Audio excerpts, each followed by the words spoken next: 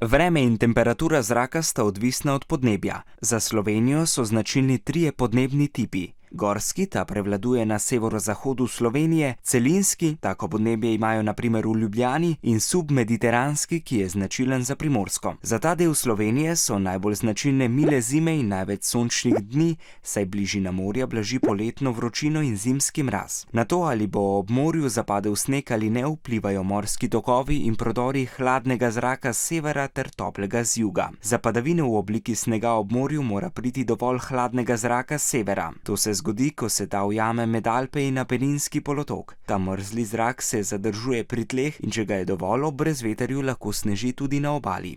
Na to, da ob morju ni snega, vpliva veter iz jugovzhoda, ki mu rečemo jugo. Pomemben dejavnik so tudi morski tokovi, ki se mešajo in vplivajo na temperaturo morja. Temperatura morja je pozimi sicer višja od temperature zraka.